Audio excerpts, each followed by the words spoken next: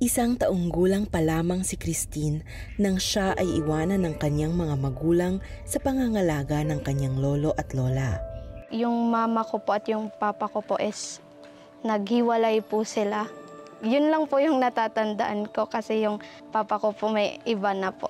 Tapos yung mama ko po hindi po siya nagsusupport kasi may family naman po siya. So napag-isipan ko na parang hindi ko po kaya na mapagpatuloy yung pag-aaral ko po.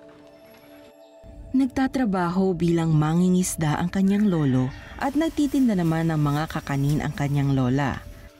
Pilit nilang pinagkakasya ang pinagsamang 600 pisong kita kada linggo, ngunit ito ay kulang na pangtustos sa pag-aaral ni Christine sa kolehiyo. Inano ko talaga sacrifice sa kanya, naglalako ko ng mga kakanin na para lang makasuporta sa kanila, yung pang-araw-araw namin.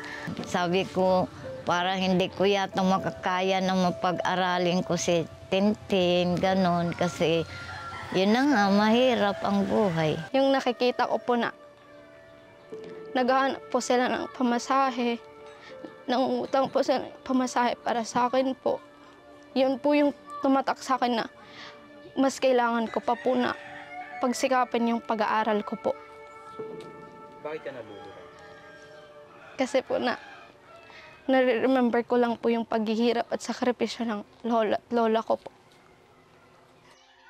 Sa pamamagitan ng isang church partner, napili si Christine upang maging scholar ng Operation Blessing sa ilalim ng Back to School program. Sinagot ng Operation Blessing ang kanyang tuition fee, school supplies at allowance. Ngayon, natupad na ang pangarap ni Christine at ng kanyang lolo at lola. Nakapagtapos na siya ng BS in Education, major in Science. Proud po siya sa akin at yun po yung gusto ko pong marinig sa kanilang dalawa. Parati po na naririnig ko na makapagtapos ng pag-aaral at naibigay ko po yun sa kanya. At dahil po yun sa tulong din po ng Back to School program po.